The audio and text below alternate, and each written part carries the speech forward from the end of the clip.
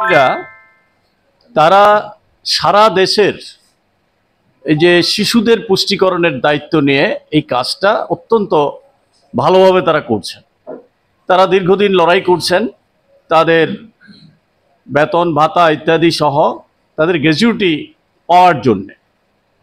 তার জন্যে তারা আদালতেও গেছে, আদালত তাদের পক্ষে সেই রায় দিয়েছে, সুপ্রিম কোর্ট।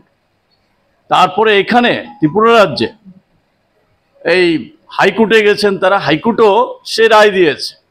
কিন্তু তারপরেও এখানকার রাজ্য সরকার সেটাকে কার্যকরী করার কোনো ভূমিকা গ্রহণ করছেন না।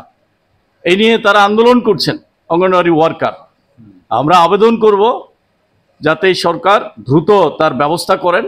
আমাদের এই আন্দোলনের সঙ্গে এই ইস্যুটাও যুক্ত থাকবে, এটা আমরা যুক্ত করব।